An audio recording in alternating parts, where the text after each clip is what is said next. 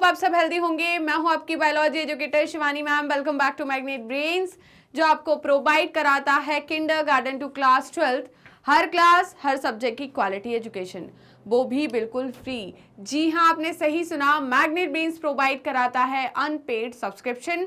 आपको किसी भी क्लास किसी भी सब्जेक्ट को पढ़ने के लिए कोई भी पेड सब्सक्रिप्शन लेने की जरूरत नहीं है, चाहे वो सीबीएसई बोर्ड हो, यूपी बोर्ड हो, बिहार बोर्ड हो या एमपी बोर्ड हो। आपको हर क्लास हर सब्जेक्ट के टॉपिक वाइज एक्सप्लेनेशंस मिलेंगे और साथ में मिलेंगे ढेर सारे प्रैक्टिस क्वेश्चंस। इतना ही नहीं, आप अवेल कर सकते हैं e notes and E book, जिसकी लिंक डिस्क्रिप्शन बॉक्स में दी है। तो चलते हैं आज की वीडियो की तरफ। आज की वीडियो हमारे class 12th biology unit number 8, that is biology in human welfare. और इस यूनिट का हम पहला चैप्टर कवर कर रहे हैं, जो कि है ह्यूमन हेल्थ एंड डिजीज। आपके एनसीईआरटी में चैप्टर नंबर 7 है। और आज हम करेंगे आज के सेशन में हम करने वाले हैं NCERT solution question number 10 to 17। Right, हमारा इसका पार्ट 1 हो चुका है, जिसमें हमने क्वेश्चन नंबर 1 to 9 लेकर आए हैं। अगर अभी तक आपने वो वीडियो नहीं देखी है तो प्लीज फटाफट पहले वो वीडियो देख लीजिए, उसके बाद यहाँ से स्टार्ट कीजिए। राइट, चलिए, तो विदाउट एनी फर्दर डिले हम स्टार्ट करते हैं आज का सेशन। तो पहला क्वेश्चन है क्वेश्चन नंबर 10, और क्वेश्चन नंबर 10 बोल रहा है बेटा, what are the various routes by which transmission of human immunodeficiency virus takes place. मतलब ये बात कर रहे हैं एचआईवी की। किसकी बात कर रहे हैं बेटा? एचआईवी की। तो एचआईवी वायरस जो है वो कैसे बॉडी के अंदर एंट्री लेता है, उसका ट्रांसमिशन क्या है, इसके बारे में जानते हैं। राइट, चलिए, तो जैसे ही जो वायरस है वो आपके अंदर आता है, बॉडी के कांटेक्ट में आता है, अंदर आता है, ठीक है, तो वहां पर वो मैक्रोफेजेस जो होती है वहां पर एंट्री ले लेगा। कहां पर? मैक्रोफेजेस में एंट्री लेगा और वहां एंट्री लेकर तबाही मचाएगा। क्या मचाएगा? तबाही। कैसी तबाही मचाएगा बताइए, कुछ आइडिया है आपको इसके बारे में? तो हमने तो बात कर ली कि चलो भाई एंट्री होती है, ये सब कुछ होता है, बट क्या है, कैसे एंटर होता है ये बॉडी के अंदर, इसका ट्रांसमिशन क्या है, इसका रूट क्या है? राइट, तो देखिए, सेक्सुअल कांटेक्ट, इन्फेक्टेड पर्सन के साथ अगर सेक्सुअल कांटेक्ट है, राइट, जिसको एड्स है और दूसरा जो पर्सन है उसका पार्टनर है, उसमें क्या हो जाएगा, ये ट्रांसमिट हो जाएगा। तो यहाँ पर क्या है? सेक्सुअल, है ना, यहाँ पर क्या है? क्या है यहाँ पर बताइए? सेक्स विथ मल्टीपल पार्टनर्स, तो भी एड्स होता है, और इन्फेक्टेड पर्सन से अगर सेक्स हो रहा है तो भी क्या है? एड्स होगा। राइट, दूसरा ब्लड ट्रांसफ्यूजन, इन्फेक्टेड पर्सन का अगर ब्लड ट्रांसफ्यूजन हो रहा है, राइट, किसी को एड है, ठीक है, उसको एड्स है, और अगर उसका जो ब्लड है वो किसी और को चढ़ गया तो उसमें भी क्या हो जाएगा? जल्दी बताइए, उसमें भी क्या हो जाएगा?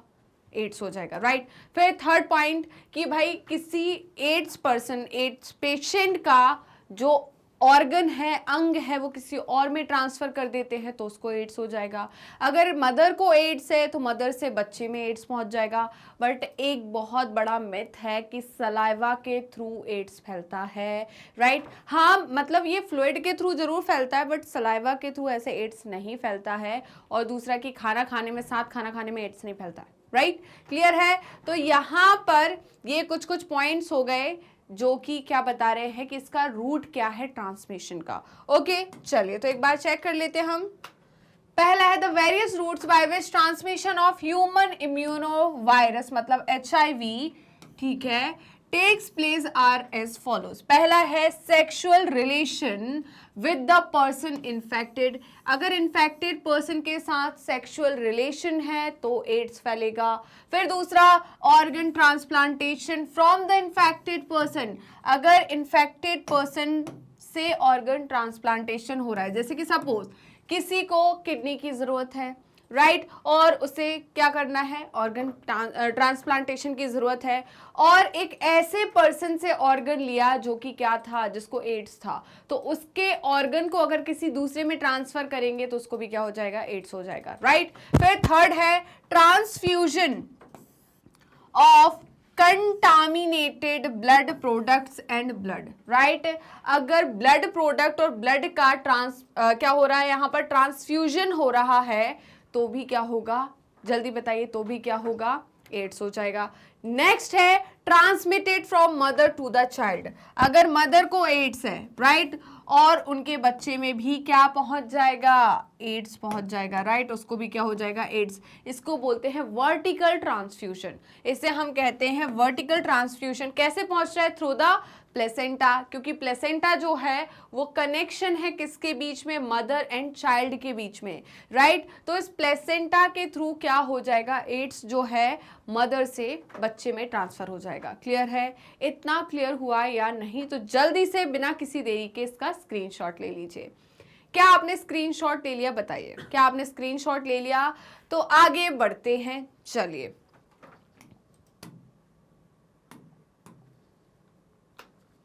तो चलते हैं नेक्स्ट क्वेश्चन की तरफ, और आज का नेक्स्ट क्वेश्चन है क्वेश्चन नंबर 11। तो क्वेश्चन नंबर 11 आपसे पूछ रहा है, what is the mechanism by which the AIDS virus cause deficiency of immune system of the infected person. भाई ऐसे क्या मैकेनिज्म है जिसके कारण जो एड्स का वायरस है, मतलब HIV वायरस जो होता है, वो हमारे इम्यून सिस्टम की क्या कर देता है, डेफिशिएंसी कर देता है, राइट, हमारे इम्यून सिस्टम को सप्रेस कर देता है। ऐसी क्या खूबी है इस वायरस में? तो देखिए होता क्या है, अभी मैंने लास्ट क्वेश्चन में पढ़ाया था कि ये क्या है, रूट है ट्रांसमिशन के। अगर इन किसी के थ्रू भी HIV वायरस आपके अंदर एंटर कर जाता है, राइट, तो अब वो क्या करेगा, ब्लड में प्रेजेंट है मैक्रोफेजेस, क्या प्रेजेंट है, मैक्रोफेजेस, तो वहां पर एंट्री लेगा कौन, HIV वायरस। HIV वायरस का जो जेनेटिक मटेरियल है वो RNA है, क्या है, RNA। कैसा RNA है, सिंगल स्ट्रैंडेड RNA, राइट। ये RNA जो है हमारी मशीनरी को यूज कर रिवर्स ट्रांसक्रिप्टेज को यूज करके क्या बनाता है, DNA बनाता है। कैसा DNA बनाता है, वायरल DNA बनाता है, राइट। ये वायरल DNA जो होता है होस्ट बॉडी के DNA के साथ क्या करता है, बताइए, जुड़ जाता है और इन्फेक्ट कर देता है सेल को, राइट। करता क्या है, HIV वायरस जो होता है एक्चुअली करता क्या है, जिसकी वजह से हमारे अंदर जो है इम्यूनिटी की डिफिशियंसी हो जाती है। तो देखिए बेटा, हमारे अंदर हेल्पर T सेल्स होते हैं, क्या होते हैं, हेल्पर T सेल, राइट। तो हेल्पर T सेल जो होते हैं वो रिकॉग्नाइज करते हैं कि कौन आ रहा है, कौन नहीं आ रहा है, राइट। तो ये वायरस जो है ना, ये इसको पता है अगर एक बॉडी को वीक करना है, अगर उसको इंफॉर्मेशन नहीं पहुंचाना कि कोई पैथोजन आ रहा है, अगर मुझे यहाँ जिंदा रहना है तो मुझे क्या करना पड़ेगा, जल्दी बताओ। वो क्या करेगा, हेल्पर T सेल्स को मारते जाएगा, राइट। किसको मारेगा, हेल्पर T सेल्स को, और मारते मारते उसका जो अमाउंट है वो 400 to 500 कर देता है, राइट। अब हेल्पर T सेल्स जो है बॉडी के अंदर काफी ज्यादा कम हो जाते हैं, तो ये इंफॉर्मेशन नहीं पहुंचा पाते बी लिम्फोसाइट पर, जो कि क्या बनाएंगे, एंटीबॉडीज बनाएंगे। अब एंटीबॉडीज क्योंकि इंफॉर्मेशन T लिम्फोसाइट से नहीं आई है, T हेल्पर सेल से नहीं आई, तो बी सेल जो है वो एंटीबॉडीज नहीं बना पाते, जिसकी वजह से इम्यून सिस्टम क्या हो जाता है, डाउन, और कोई भी ऑर्गेनिज्म, मतलब कोई भी पैथोजन आता है, एंटीजन आता है, तो इजीली हमारी बॉडी को अफेक्ट कर देता है, राइट। क्लियर है या नहीं, जल्दी बताइए। तो देखिए क्या बोल रहा है, upon managing to enter the body this virus enters into the macrophage. कहां एंट्री ली बेटा इसने, मैक्रोफेज में, right. Where the RNA genome, किसका RNA जीनोम है, ये वायरस का। Where the RNA genome of the virus duplicates, तो RNA जीनोम जो होता है वायरस का वो डुप्लीकेट होता है for the formation of viral DNA। Duplicate होकर रिवर्स ट्रांसक्रिप्टेज की मदद से, रिवर्स ट्रांसक्रिप्टेज एंजाइम होता है, उस एंजाइम की मदद से इसने क्या बनाया, वायरल DNA, ठीक है। By the action of reverse transcriptase enzyme, किसके एक्शन से, बताइए, रिवर्स ट्रांसक्रिप्टेज एंजाइम की मदद से। ये रिवर्स ट्रांसक्रिप्टेज एंजाइम जो है ये किसका एंजाइम है, वायरस का है या होस्ट बॉडी का है? तो बेटा रिवर्स ट्रांसक्रिप्टेज एंजाइम जो होता है वो किसका होता है, होस्ट बॉडी का। किसका होता है, होस्ट बॉडी का, राइट। इतना क्लियर हुआ? चलिए अब देखिए, the viral DNA is then incorporated into the DNA of cell of the host। अब ये वायरल DNA जो बना ये इनकॉर्पोरेट हो जाता है। क्या आपने लिटिक साइकिल और लाइसोजेनिक साइकिल सुनी है, राइट। तो यहां पर क्या हो रहा है, वायरल DNA जो है वो इनकॉर्पोरेट हो रहा है किसके, होस्ट के DNA से, राइट। होस्ट के DNA में which targets the infected cell synthesize viral particles, और ये क्या करता है, वायरल पार्टिकल्स बनाता है। the macrophages continues to produce the virus serving as an HIV factory। और बेचारी जो मैक्रोफेज थी वो बौखला गई, पागल हो गई, उसको कुछ समझ नहीं आ रहा है। और यहाँ पर यही मैक्रोफेज जो कि हमारा सेल है, ये क्या कर रहा है जल्दी बताइए, ये वायरस बना रहा है, राइट? क्या बना रहा है? वायरस बना रहा है। इसी को क्या बोलते हैं? प्रोटीन फैक्ट्री, मतलब HIV फैक्ट्री। ओके, मैक्रोफेज को क्यों बोल रहे हैं HIV फैक्ट्री? क्योंकि ये प्रोड्यूस कर रही है, produce the virus serving as an HIV factory, right? ये क्या कर रही है? वायरस को प्रोड्यूस कर रही है। इतना क्लियर हुआ बेटा? तो जल्दी से बिना किसी देरी के इसका स्क्रीनशॉट ले लीजिए, जल्दी स्क्रीनशॉट लीजिए। क्या आपने स्क्रीनशॉट ले लिया? बताइए। तो चलिए आगे बढ़ते हैं। अब देखिए, on the other hand HIV enters the helper T lymphocytes. अब क्या होता है बेटा, जो HIV जो होता है वो कहां पर एंटर करता है? हेल्पर टी लिम्फोसाइट में, हेल्पर टी सेल जिसको बोलते हैं हम। रेप्लिकेटिंग, वहां पर क्या करता है? Replicating and producing progeny viruses. और क्या बनाता है? वायरसेस रेप्लिकेट करता है तो वायरस ही बनेंगे। विच when release in the blood, जो कि कहां पर रिलीज होते हैं? ब्लड में। Target other helper T cells. और ये क्या कर रहे हैं? यही वायरस दूसरे टी सेल्स पे टारगेट बना रहे हैं, which is reiterated causing the progressive decrease in the count of helper T cell. तो ये क्या करने लगे? किल करने लगे किसको? हेल्पर टी सेल को, राइट? तो इन्होंने क्या करा? हेल्पर टी सेल का प्रोग्रेसिव डिक्रीमेंट किया, right? In the patient's body. किस में बेटा? पेशेंट्स बॉडी में या होस्ट बॉडी में। In the long run there is a significant decline in the count of helper T lymphocytes।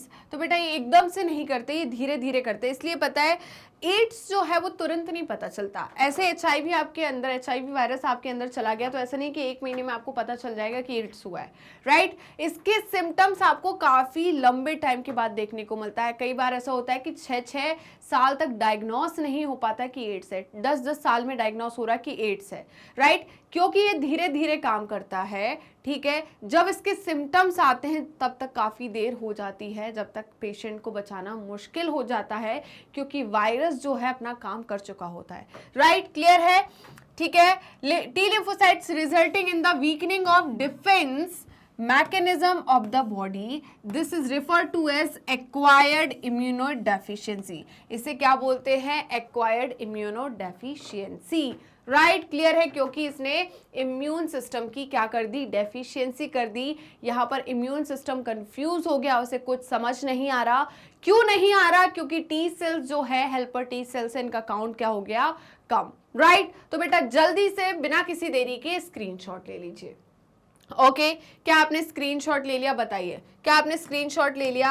Okay, देखिए ये बेटा क्या है? ये साइकिल है किसकी? HIV की। तो देखिए हुआ क्या, ये रेट्रोवायरस है, मतलब HIV वायरस है। ये क्या है? HIV virus. और ये वायरस का प्रोटीन है, प्रोटीन कोट है, जिसे हमने बोला वायरल प्रोटीन कोट। ये इसका क्या है? Genetic material.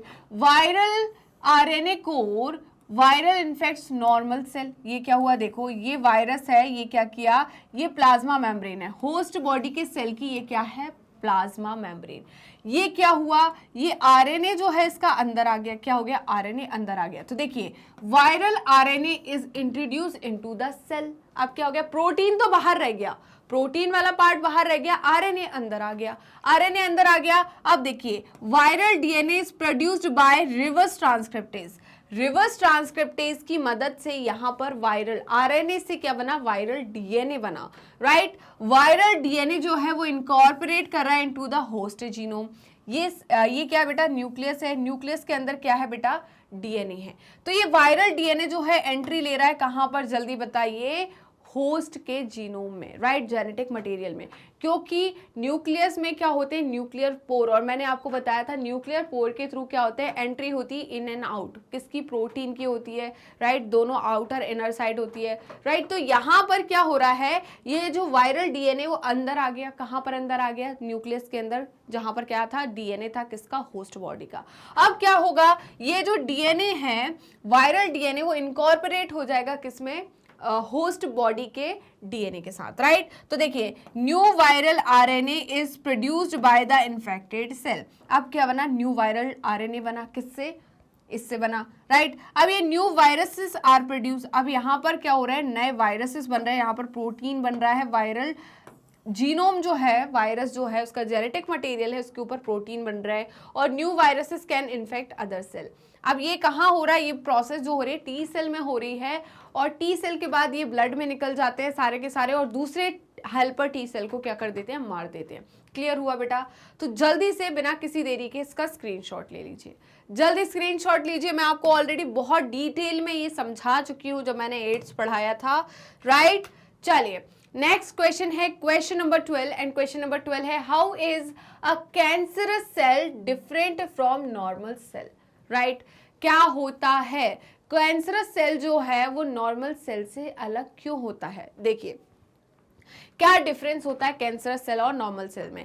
नॉर्मल सेल जो होता है बेटा वो शो करता है contact inhibition, right, contact inhibition show करता है, राइट। यहाँ पर ये एक जो सेल है वो दूसरे सेल पे क्या बनाए रखता है, अपनी नजरें बनाए रखता है कि कोई भी यहाँ पर क्या ना करे, क्या नहीं करे, हल्ला गुल्ली ना करे, सब एक जैसे रहेंगे, अच्छे से रहेंगे, जिसको जितना खाना मिल रहा है वो उतना ही बढ़ेगा, ज्यादा नहीं बढ़ेगा, राइट। तो यहाँ पर क्या शो करते हैं, कांटेक्ट इनहिबिशन शो करते हैं नॉर्मल सेल, राइट। अब यहाँ पर क्या हुआ, कैंसरस सेल क्या करता है बेटा, यहाँ पर कैंसरस सेल जो है वो क्या करेगा, यहाँ पर कांटेक्ट इनहिबिशन शो नहीं करता, वो लूज कर देता है कांटेक्ट इनहिबिशन को, राइट। वो दूसरे सेल से अलग हो जाता है, वो उनसे कोई रिश्ता नाता नहीं रखता है, और उनके लिए जो खाना आता है वो खाना छीनते जाता है और खाते जाता है, और खुद अपने साइज में बड़ा होते जाता है, और दूसरे सेल को क्या कर देता है, डिस्ट्रॉय कर देता है, मार देता है। क्यों? क्योंकि उनको खाना नहीं मिल रहा है। तो ऑब्वियस सी बात है, जब उनको खाना नहीं मिलेंगे तो वो डिस्ट्रॉय होंगे ही, राइट। क्लियर है, डिजेनरेट होंगे। तो यहाँ पर मेटाजेनेसिस शो करता है कौन, आपका कैंसरस सेल, राइट। तो देखिए हम क्या क्या डिफरेंस देखने वाले हैं। ओके तो देखिए एज कैंसरस सेल की बात करें हम, as these cells do not possess, as these cell do not possess the property of contact inhibition, they keep dividing forming cluster of cells, right। तो बेटा यहाँ पर कांटेक्ट इनहिबिशन है, तो इनको याद रखना है कि भाई हमारी सेल साइकिल है, हमारा एक सेल का ड्यूरेशन है, उसी ड्यूरेशन में हमें काम करना है, हमें उसी ड्यूरेशन के हिसाब से चलना है, हमें नंबर, हमें आवर्स ड्यूरेशन को मेंटेन करके रखना है, राइट। बट यहाँ पर ऐसा नहीं होता, ये क्या लूज कर देता है कांटेक्ट इनहिबिशन को की प्रॉपर्टी को, ये किसी की बात ही नहीं सुनता, अपनी मनमर्जी चलाता है और डिवाइड करते जाता है, करते जाता है और बना लेता है सेल का मास, जिसे हम ट्यूमर कहते हैं। क्या कहते हैं? Tumour, right. As the cells, बेटा मैं इसका कैंसर्स की मैंने एक पूरी कस्टम वीडियो डाली है, अगर आपने नहीं देखी तो प्लीज़ वहाँ देख लीजिए। कैंसर की कस्टम वीडियो डली है, उसके अलावा मैंने टाइप्स ऑफ कैंसर्स पढ़ाए, वहाँ पे ऑन्कोजेंस क्या होते हैं, सब कुछ पढ़ाया अच्छे से। अगर आपने वो वीडियो नहीं देखी और आपको कैंसर के बारे में अच्छे से जानना है, अच्छी स्टडी करना है, तो आप प्लीज़ वो देख लीजिए, राइट। चलिए, possess the property of contact inhibition, they stop dividing once they come in touch with the other cell. मैंने क्या बोला, ये एक दूसरे का ध्यान रखते हैं, राइट। अपने बाजू वाले सेल का, आजू बाजू वाले सेल्स का ध्यान रखते हैं। तो देखिए as these cells possess the property of contact inhibition, इनके पास क्या होती है, कांटेक्ट इनहिबिशन की प्रॉपर्टी होती है। दे स्टॉप डिवाइडिंग, ये क्या करते हैं, डिवाइड करते नहीं है, स्टॉप कर देते हैं डिवाइड। कब? Once they come in touch with other cell, जब ये दूसरे सेल के टच में आते हैं तो ये क्या नहीं करते, डिवाइड नहीं करते, डिवाइड करना बंद कर देते हैं, राइट। अब देखिए डू नॉट एक्सपीरियंस डिफरेंशिएशन, यहाँ पर बेटा डिफरेंशिएशन होता नहीं है, बस ये तो बोलते हैं हम तो डिवाइड करते जाएंगे, मतलब मेरिस्टेमेटिक सेल के जैसे काम कर रहे हैं, डिवाइड करना इनके लिए सब कुछ हो गया अब, है ना। इनको डिफरेंशिएशन नहीं होना, इनको स्पेसिफिक नहीं होना, कुछ नहीं होना, इनको बस डिवाइड करना है। क्लियर है। एक्सपीरियंस, ये देखिए experience differentiation after attaining growth, but यहाँ पर नॉर्मल सेल्स जो होते हैं वो सेल डिवीजन के बाद जो डॉटर सेल है उनमें क्या होता है, डिफरेंशिएशन होता है, ठीक है। कब? जब उनकी ग्रोथ हो जाती है, राइट। ग्रोथ के बाद ही डिफरेंशिएशन होगा ना, ग्रोथ के बाद ही स्पेसिफिक फीचर्स आएंगे ना, तो ग्रोथ होने के बाद इनमें क्या हो जाता है, डिफरेंशिएशन, बट इनमें नहीं होता, राइट। फिर नेक्स्ट पॉइंट है cells are not confined, cells कैसे नहीं होते, कन्फाइंड नहीं होते, they move to the adjacent tissue and interrupt their functioning, right. ये क्या करते हैं भाई, ऐसा नहीं कि चलो भाई हमने कर लिया तो हम एक ही जगह रहे, ये इनके आदत है, उंगली करने की आदत है कि भाई तेरा क्या चल रहा है, मैं तेरा काम अच्छे से नहीं होने दूंगा। वो होता है ना कि आप पढ़ाई कर रहे हो और आपका दोस्त है, यार ये पढ़ रहा है, ऐसे कैसे हो सकता है, मैं इसको कैसे पढ़ने दूं। तो वही वाली हरकतें इनकी, कैंसरस सेल की। तो ये क्या करते हैं, दूसरे सेल के फंक्शन को भी डिस्टर्ब करते हैं, राइट। वहीं पर the cells are confined to specific location, यहाँ पर ये सेल क्या करते हैं, कन्फाइंड रहते हैं एक लोकेशन पे, और ये क्या शो करते हैं, मेटास्टेसिस शो करते हैं। क्या शो करते हैं, मेटास्टेसिस, ठीक है। ये क्या शो करते हैं, मेटास्टेसिस, राइट। चलिए तो जल्दी से बेटा इसका स्क्रीनशॉट ले लीजिए। क्या आपने स्क्रीनशॉट ले लिया है, बताइए, क्या आपने स्क्रीनशॉट ले लिया? तो हम आगे बढ़ जाए, चलते हैं नेक्स्ट क्वेश्चन की तरफ। हाँ, बात आ गई मेटास्टेसिस, राइट। तो मेटास्टेसिस का मतलब क्या होता है, explain what is meant by metastasis.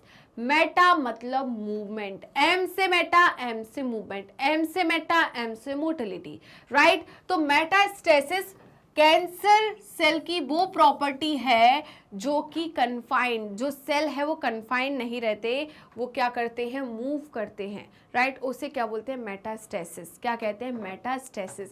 तो कैंसरस सेल के पास कौन सी प्रॉपर्टी होती है, मेटास्टेसिस। वो क्या करते हैं, जगह पर कन्फाइंड नहीं रहते, एक जगह पे कन्फाइंड नहीं रहते, वो क्या करते हैं, मूव करते हैं, राइट। क्लियर है, चलिए तो हम देख लें क्या बोल रहे हैं ये। Metastasis is the pathological process that is observed in malignant tumor। अब बात आती है ट्यूमर की। तो ट्यूमर क्या होता है, कैंसरस सेल का मास। किसका मास, कैंसरस सेल का मास। अब ट्यूमर बेटा दो प्रकार के होते हैं, एक होता है बेनाइन ट्यूमर और दूसरा होता है malignant tumour, right.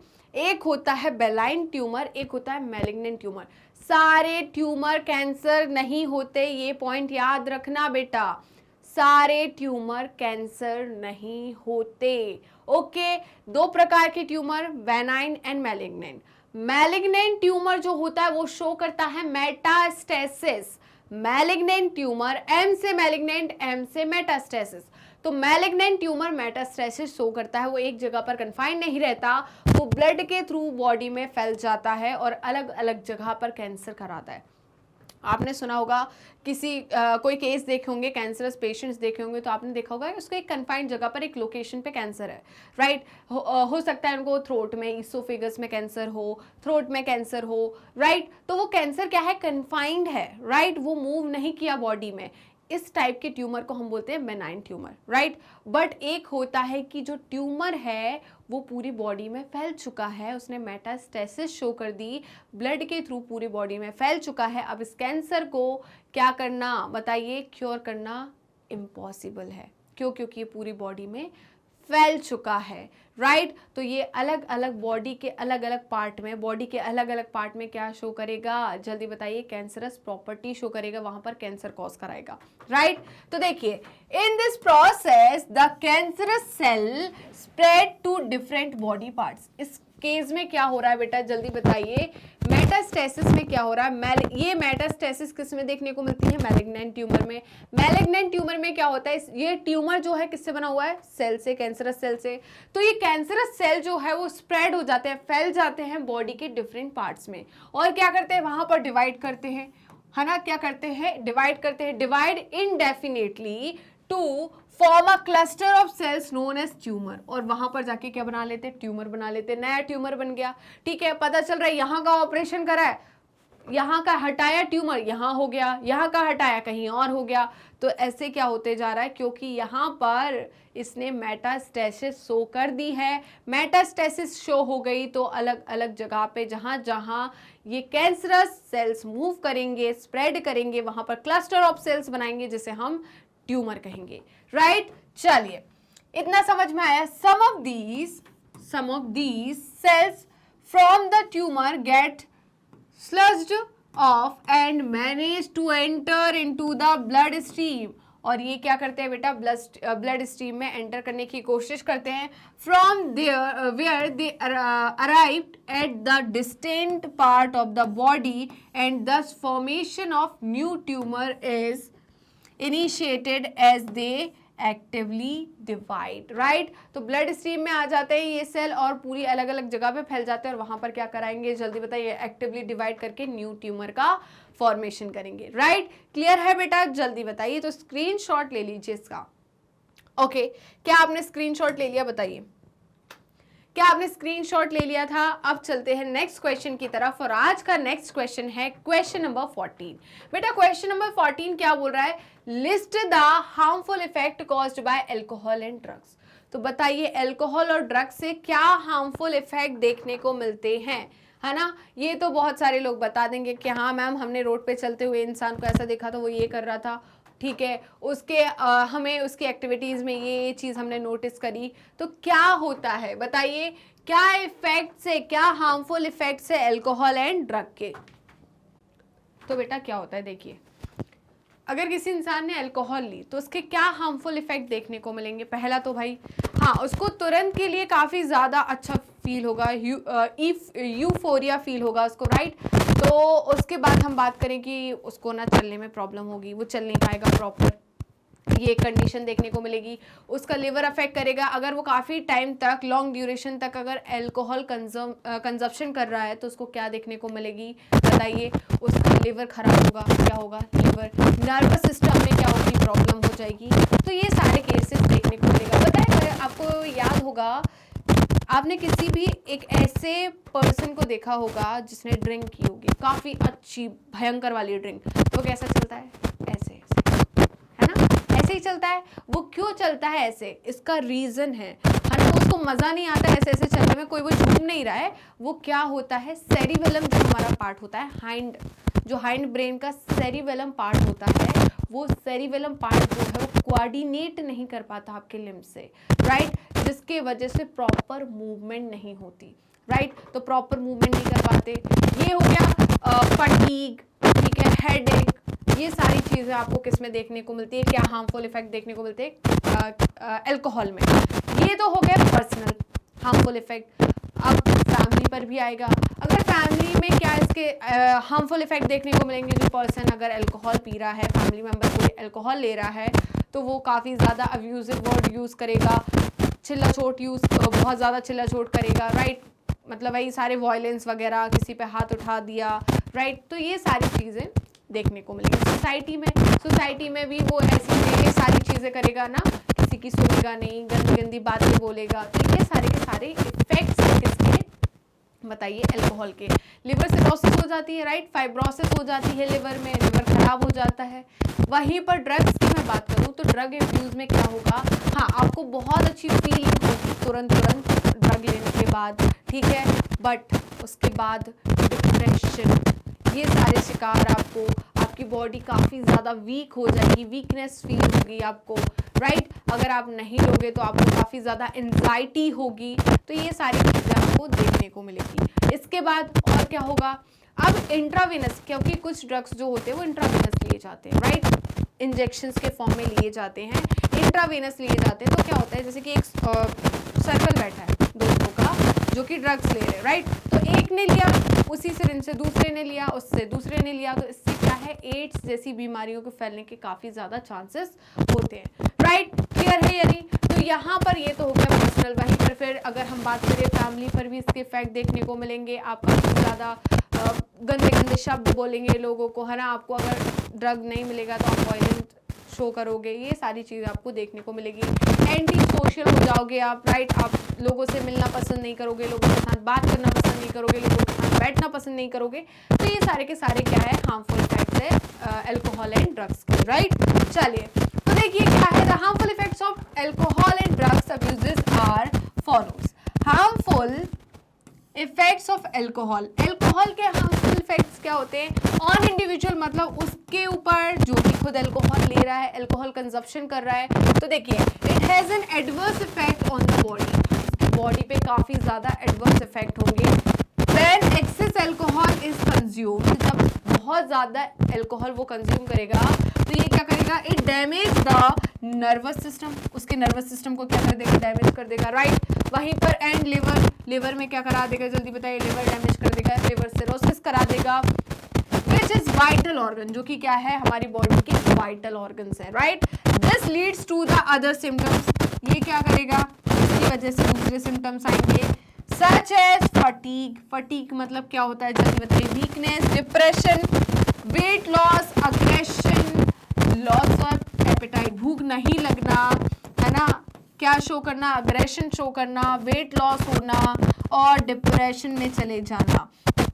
In extreme cases heart failure leading to the coma, ठीक है, हार्ट फेलियर होना, कोमा में पहुंच जाना and death also observe, right. तो ऐसे लोगों में क्या देखने को मिलती है, सीवियर केसेस में क्या देखने को मिलती है आपको, एक्सट्रीम केसेस में डेथ भी देखने को मिलती है, राइट। हार्ट फेलियर हो जाता है, कोमा में पहुंच जाता है, डेथ हो जाती है, राइट। क्लियर है बेटा। तो ये तो इंडिविजुअल जो अल्कोहल का कंजप्शन कर रहा है उसके ऊपर इफेक्ट दिख रहा है, सिंपल सी बात है, जो लेगा उसी का लिवर खराब होगा, उसी का नर्वस सिस्टम खराब होगा, फैमिली मेंबर का तो होगा नहीं, राइट। तो ये तो उसके ऊपर इफेक्ट दिख रहे हैं।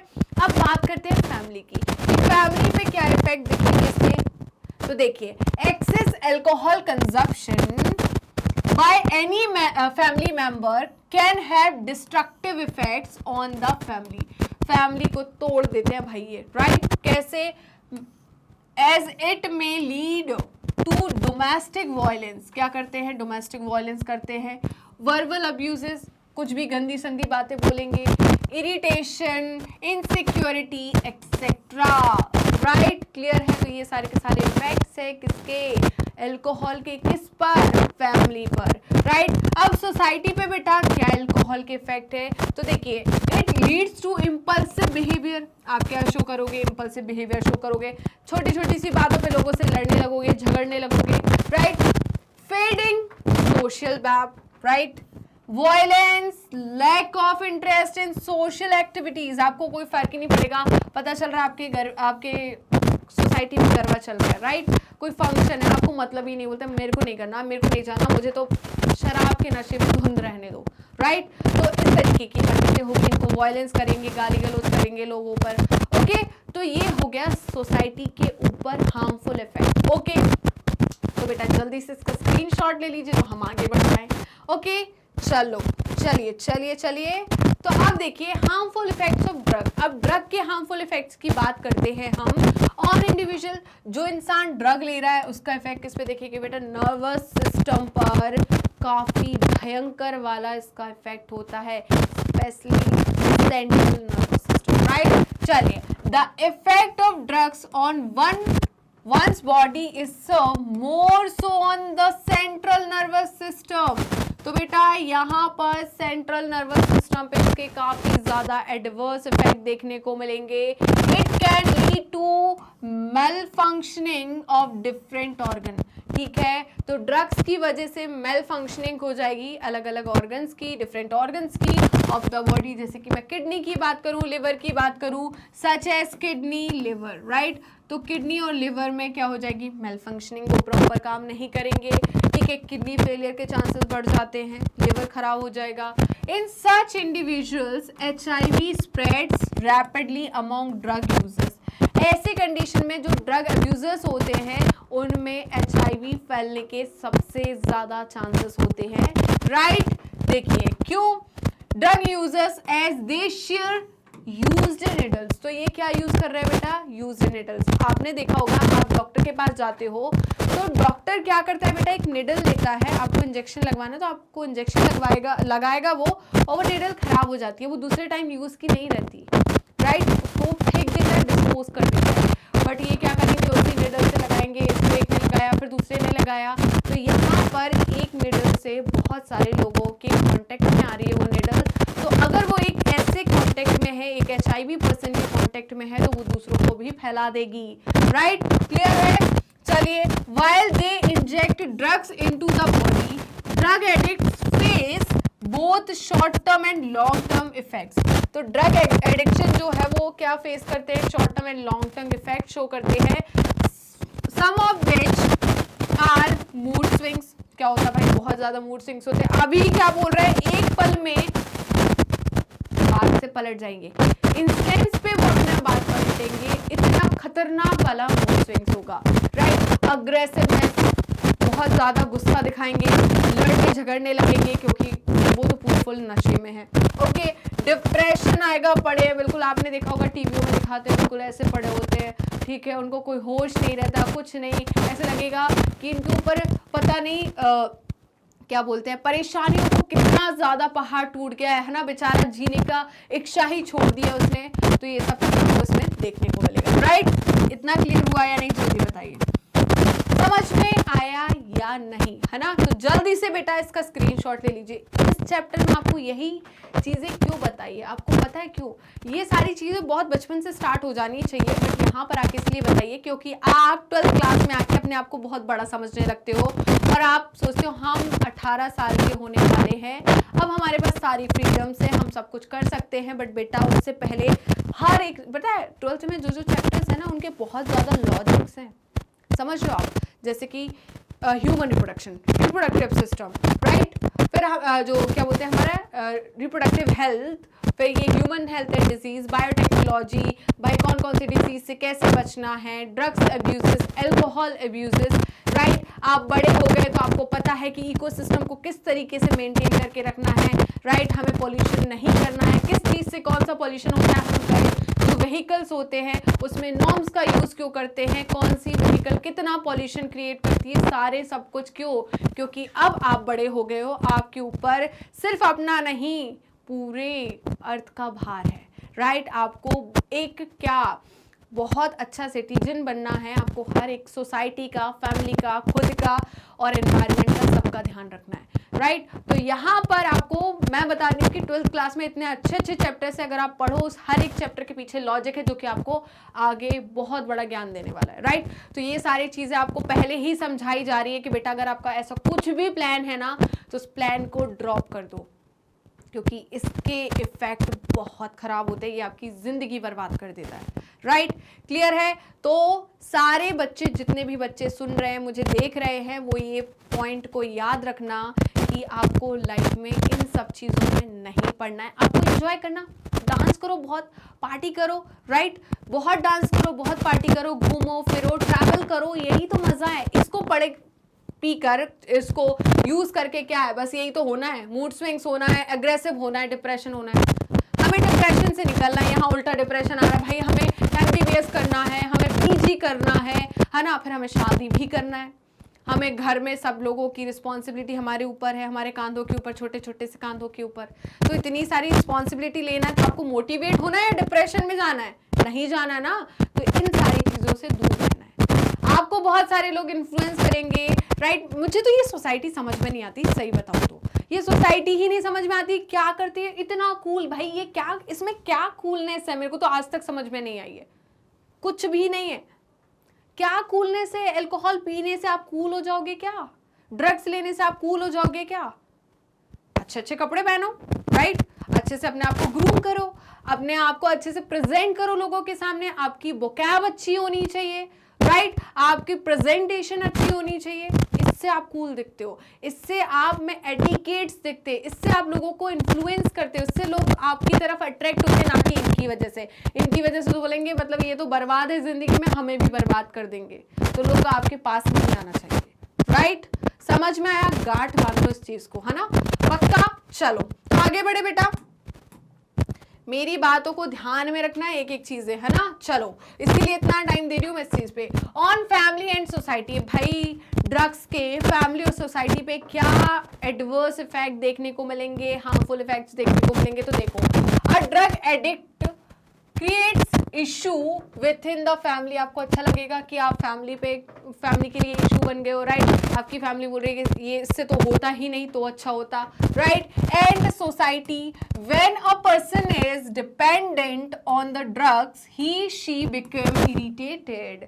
उसको काफी ज्यादा इरिटेशन होती है, उसको कोई मतलब नहीं किसी से, कोई रिश्ते नहीं, कोई नाते नहीं, कौन अपना कौन पराया, कोई मतलब नहीं, राइट। जो उसे ड्रग्स देगा, जो उसके साथ होगा, जो उसका इसमें ड्रग पार्टनर होगा, वही उसको अच्छा लगेगा, बाकी लोगों से उसको कोई मतलब नहीं है, राइट। और जैसे भी ले लेगा तो वो भी उसका सगा नहीं, उसको भी वो कोई मतलब नहीं उसे, तू कौन मैं कौन नहीं पता, राइट। फ्रस्ट्रेटेड, काफी ज्यादा फ्रस्ट्रेशन में होगा, एंटी सोशल होगा, ऐसे लोग तो बिल्कुल पसंद नहीं आते जो कि एंटी सोशल होते हैं, राइट। तो ये क्या है बताइए, हार्मफुल इफेक्ट्स, किस किसके? ड्रग्स के। किस पर? फैमिली एंड सोसाइटी पर, राइट? चलिए बेटा आगे बढ़े, बताइए आगे बढ़े। अब देखिए क्वेश्चन 15 है, do you think what friends can influence that friend can influence one to take alcohol और ड्रग? क्या आप सोचते हैं कि फ्रेंड आपको इन्फ्लुएंस कर सकते हैं ड्रग और अल्कोहल लेने के लिए? भाई एक सिप ले ले, कुछ नहीं होता। अरे एक सिप में नहीं चढ़ती भाई, कुछ नहीं होगा। अरे एक बार पीकर तो देख, टेस्ट के लिए ही सही, राइट? अच्छा फील होगा। अरे थोड़ी सी परेशानी है, कोई बात नहीं, एक सिप ले ले। ये क्या ऐसे इन्फ्लुएंस कर सकते हैं आपको? आपको कोई, मुझे तो कोई नहीं कर सकता, मैं कॉन्फिडेंट हूँ, मुझे कोई इन्फ्लुएंस नहीं कर सकता इस चीज में, राइट? क्या आप भी इतने कॉन्फिडेंट हैं और आगे तक आप इतने कॉन्फिडेंट रहने वाले हैं क्या? जल्दी बताइए। इफ यस, अगर ऐसा है कि कोई आपको इन्फ्लुएंस कर सकता है, how many one protect himself और herself from such an influence? तो कैसे आप उसके लिए एक रक्षक बन के जाओगे और उसको प्रोटेक्ट करोगे? किससे? इन्फ्लुएंस से, राइट? चलिए, तो वो एक होता ना, एक बोल रहा है भाई एक बार ट्राई तो कर, कुछ नहीं होता, अरे इतना अच्छा टेस्ट है, ऐसा टेस्ट लगता है, वैसा टेस्ट लगता है। और दूसरा बोल रहा है नहीं नहीं भाई, अगर तू ट्राई नहीं कर रहा तो मत कर, राइट? अच्छा नहीं है ये, तेरे लिए अच्छा नहीं है, क्योंकि वो आदत डल जाएगी, राइट? तो अगर ऐसा है, इन्फ्लुएंस हो सकते हैं, तो आप उसे कैसे प्रोटेक्ट करोगे?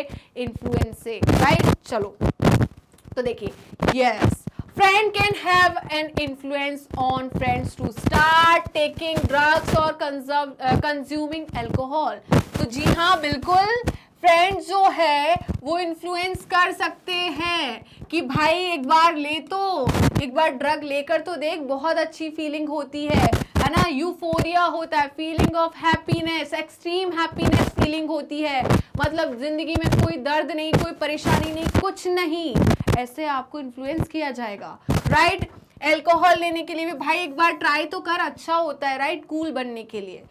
The following actions can be taken as a precautionary measures to protect oneself from alcohol or drugs भी।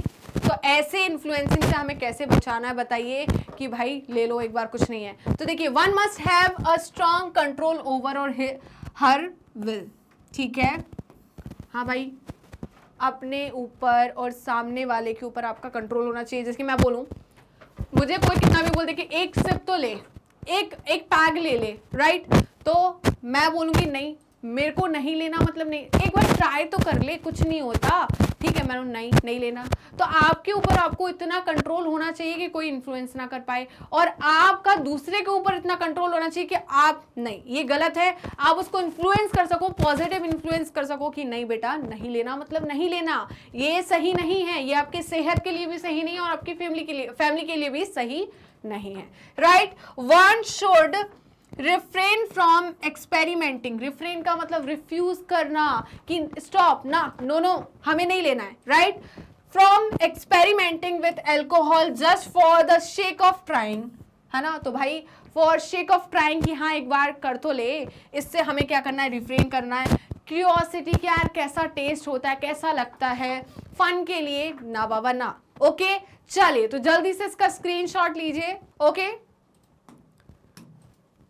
तो हम एक जागरूक सोसाइटी बना रहे हैं जिनसे हम इन सब लोगों को निकाल रहे हैं, क्योंकि इसका नतीजा क्या होता है आप देख लोगे ना, तो आप ट्राई करने की कभी भी कोशिश नहीं करोगे, राइट? चलिए, stay away from the people who are into drugs. ऐसे लोगों से दूर रहना है जो ड्रग्स लेते हैं, राइट? उनको दोस्ती यारी, उनसे दोस्ती यारी अपन को बिल्कुल नहीं रखनी, राइट? ऐसे लोगों से दोस्ती यारी नहीं की जाती, राइट? सीक एल्डरली एडवाइस, ठीक है, पीयर और मेडिकल असिस्टेंस, राइट? तो ऐसे लोगों को हमें क्या देना है? मेडिकल असिस्टेंस देना है, उन्हें समझाना है, उनको एडवाइस करना है, और enlighten yourself with enough knowledge about the consequences of drug abuses. और अपने आप को क्या रखना है कि भाई इसका नतीजा क्या होने वाला है, इसका परिणाम क्या होने वाला है। अगर ये पता होगा तो फिर कैसे ही करोगे, राइट? क्लियर है? Go in for an counselling session.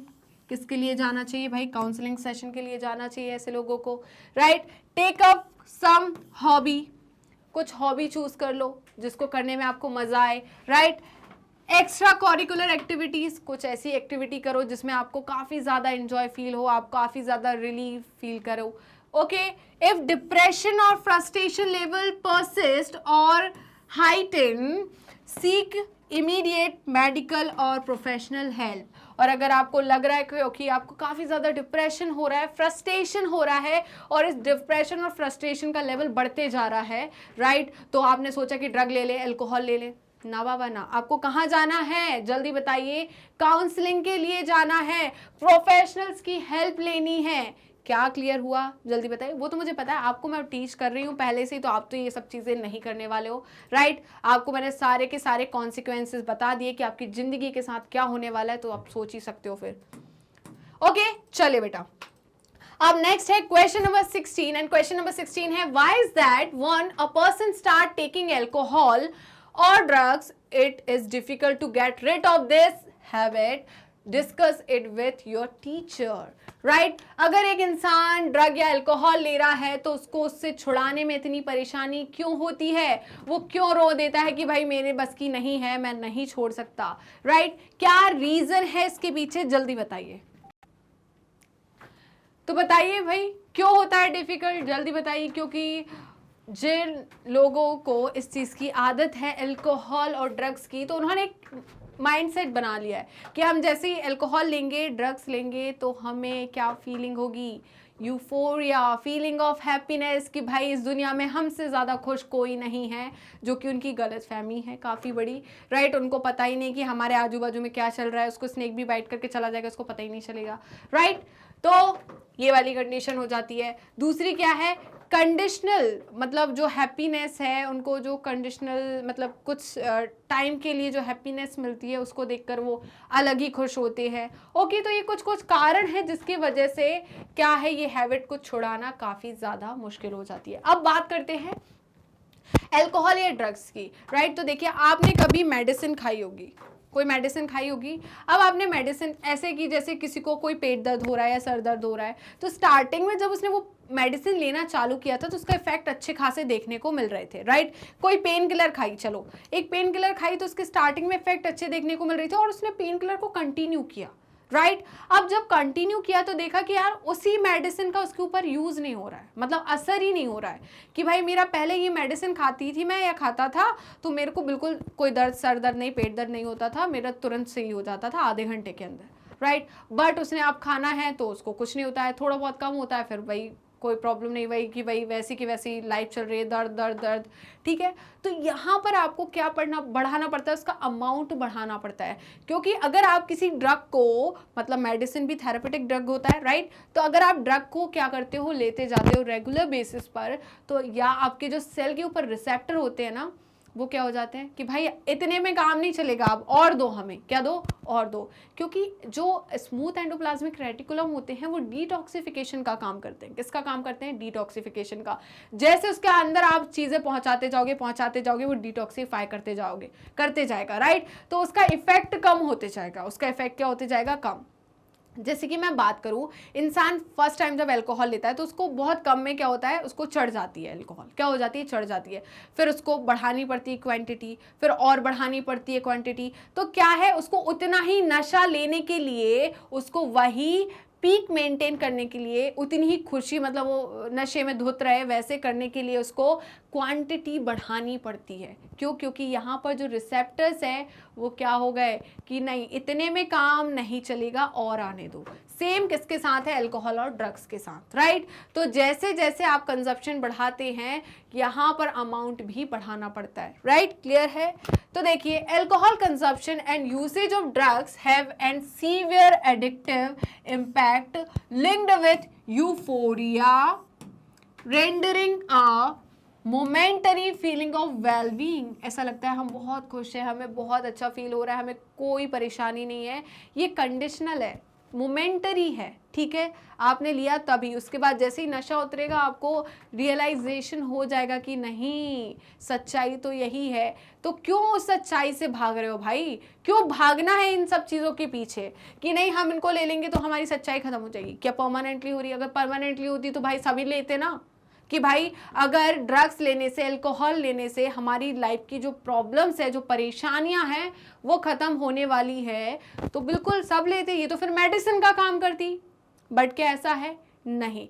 ये मोमेंटरी होता है। जब तक इसका नशा होता है तब तक ही आपको लगता है कि हाँ सब कुछ बहुत अच्छा है, हम बिल्कुल अच्छे हैं, हमें बहुत ज़्यादा खुशी है, और जैसे नशा उतरा आप जिंदगी के हकीकत में पहुंच जाते हो। राइट, क्लियर है।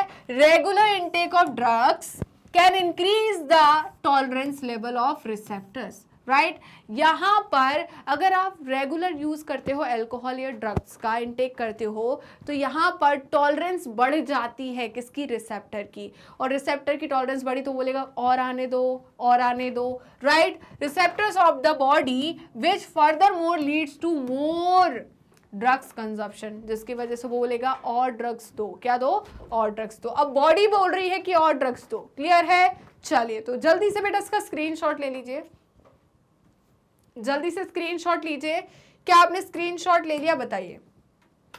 ओके, नेक्स्ट है question number 17, and question number 17 क्या बोल रहा है, in your view what motivates youngster to take to alcohol drug and how can this be avoided. तो कैसे अवॉइड करना है ये तो मैंने आपको बता ही दिया, क्या फिर से बताने की जरूरत है, बताइए। आप यंगस्टर हो, है ना, आप देश का भविष्य हो, यंगस्टर को देश का भविष्य बोलते हैं क्योंकि अब देश की जिम्मेदारी आपके कंधों पर है, आप उसको ऊपर लेके जाना चाहते हो या नीचे लेकर जाना चाहते हो। राइट, क्लियर है या नहीं। तो मैंने आपको तो इतना ज़्यादा ज्ञान दे दिया है कि क्यों आपको ड्रग्स एंड अल्कोहल अवॉइड करना है, इसके क्या कॉन्सिक्वेंसेस हो सकते हैं आपकी ज़िंदगी में, आपकी फैमिली में, आपकी सोसाइटी में, आपकी पर्सनल लाइफ में।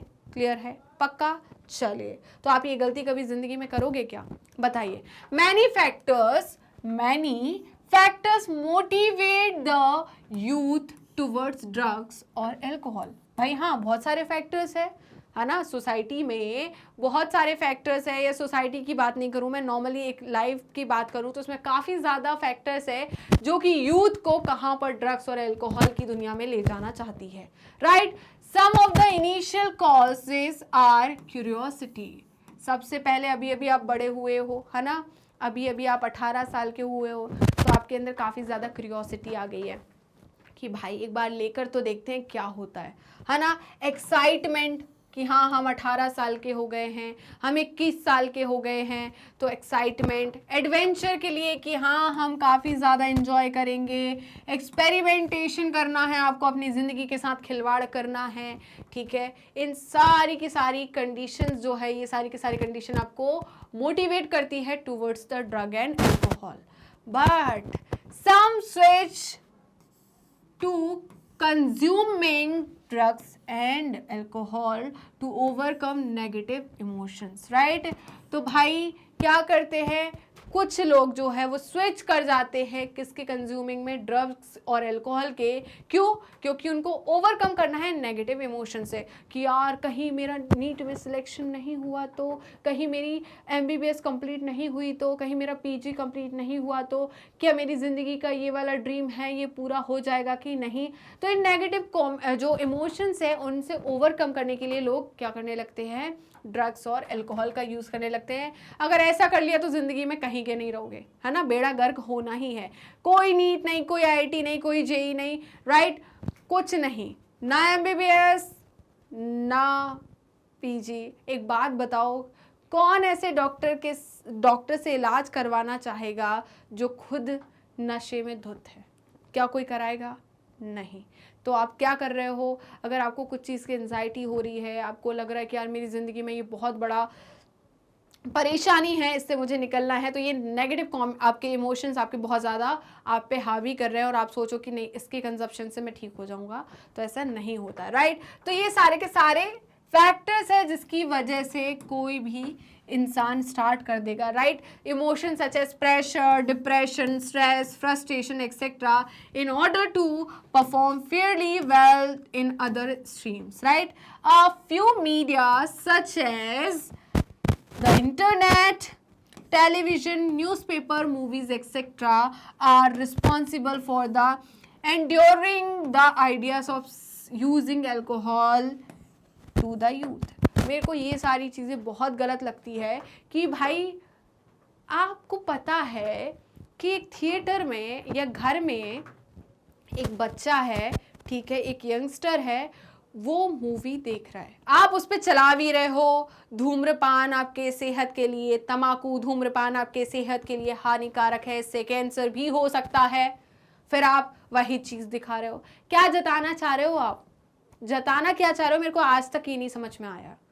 बताइए, या तो आप वो टैगलाइन मत चिपकाओ, अगर टैगलाइन चिपका रहे हो तो आप वो मत दिखाओ, है ना। इससे क्या है, बच्चे काफी ज्यादा फैसिनेट होते हैं इन सब चीजों की तरफ कि यार देखो वो कितना अच्छा दिख रहा है, वो हीरो भी तो कर रहा है ना, अरे वो देखो कितना अच्छा दिख रहा है। तो ये सारी चीजें जो है ना, न्यूज़पेपर हो गए, मीडिया हो गई, राइट, मूवीज जो है, ये सारे के सारे अट्रैक्ट करते हैं बच्चों को, यूथ को इन सब चीजों में ढकेलने के लिए, राइट। तो आपको अवॉइड करना है ऐसी चीज़ें, क्योंकि ये सिर्फ आपको भटका रहे हैं, आपकी ज़िंदगी के साथ खेल रहे हैं। ओके, चलिए, तो आपका भविष्य आपके हाथ, है ना, आपका भविष्य आपके हाथ।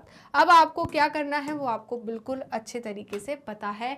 सम more reasons can be unsupportive family structure, some more reasons, है ना, जो कि स्टार्ट कराता है consuming drugs and alcohol. Unsupportive family, right, कुछ ऐसी फैमिलीज होती है जो कि बच्चे के ऊपर काफ़ी ज़्यादा प्रेशर बनाता है, प्रेशराइज करती है कि नहीं ऐसा नहीं, ये हमने ऐसा बोल दिया, ये करो, यहाँ बैठना है यहाँ बैठो, ठीक है।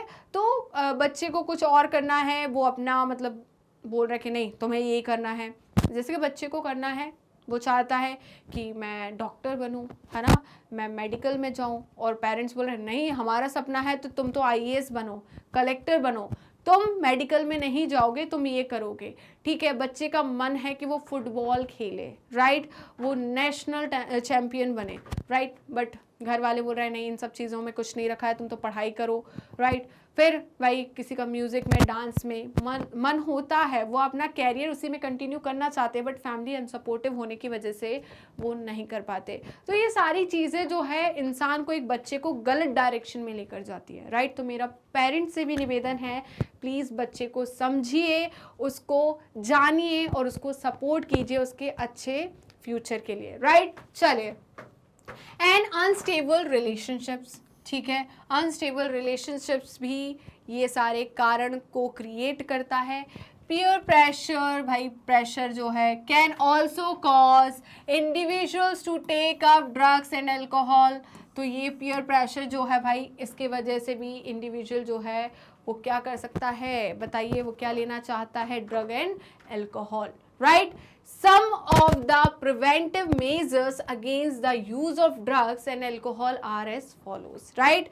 Motivation from parents, पेरेंट्स को मोटिवेट करना चाहिए कि बेटा देखो आप लाइफ में जो भी करना चाहते हो हम आपके साथ हैं, ठीक है, आप कभी भी गलत राह पर नहीं चलोगे, आप इन सब चीज़ों के पीछे नहीं जाने वाले, इनका क्या बुरा असर आपकी लाइफ पे पड़ने वाला है, हमारी ज़िंदगी पे, मतलब पेरेंट्स की ज़िंदगी पे क्या पड़ने वाला है, उनको समझाना होगा, राइट।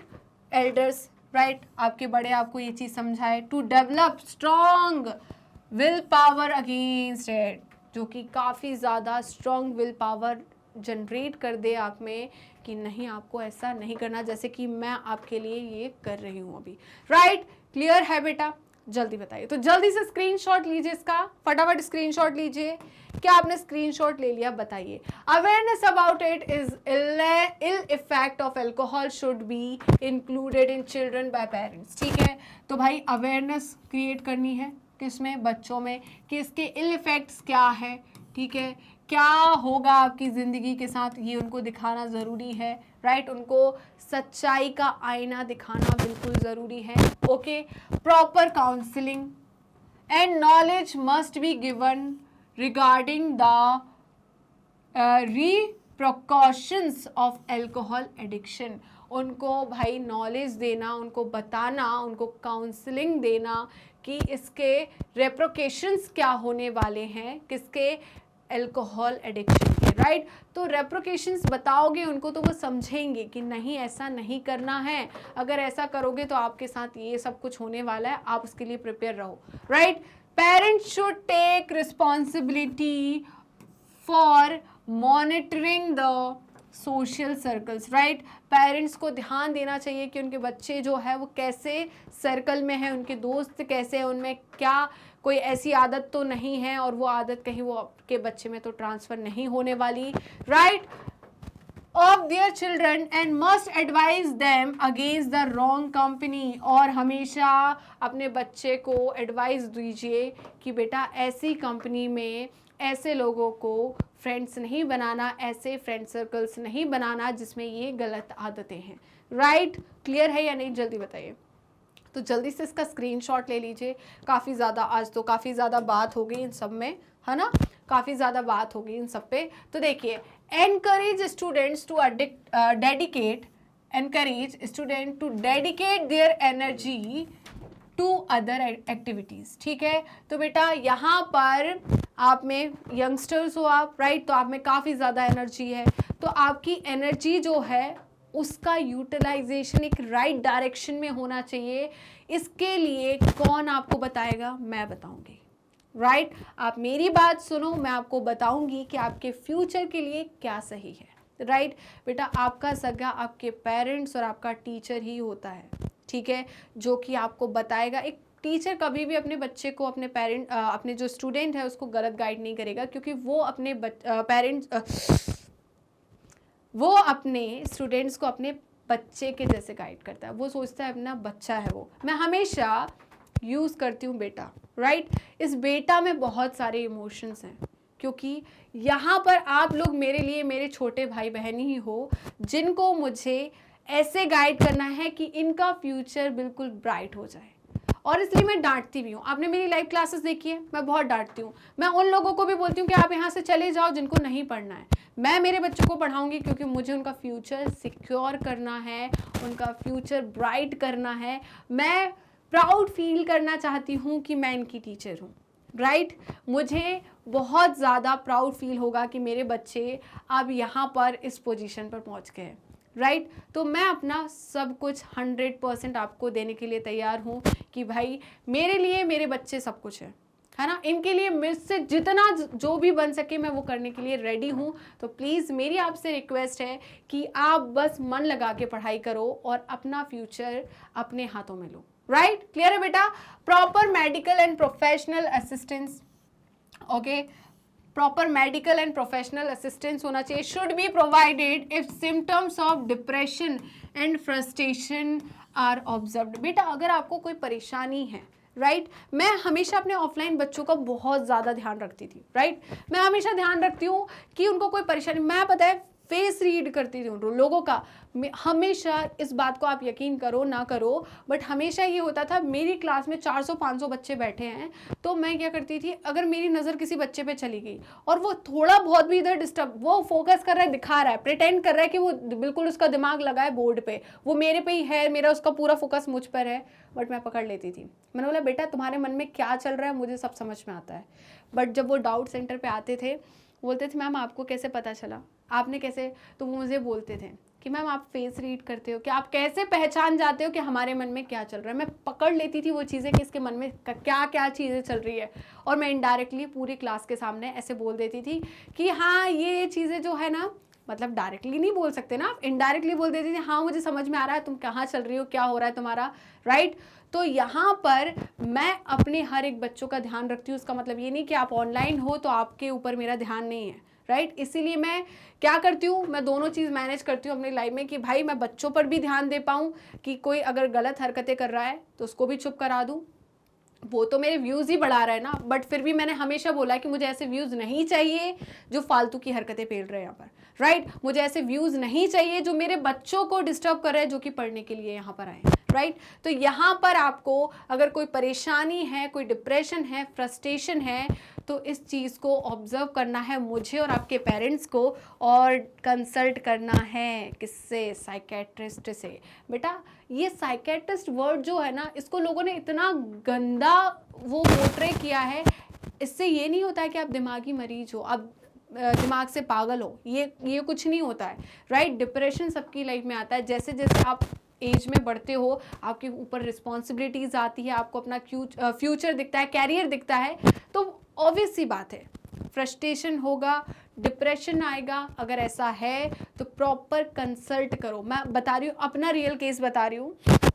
मैं अपने नीट के एग्ज़ाम के टाइम पर इतनी ज़्यादा डिप्रेशन में चली गई थी कि मुझे ये लगता था कि यार मेरा सिलेक्शन होगा कि नहीं होगा, मैं सिलेक्ट होंगी कि नहीं होगी। और मेरा ये था, लोगों का नींद उड़ जाती है, लोगों को इंसोम्निया हो जाता है, मुझे हाइपरसोम्निया हो गया था।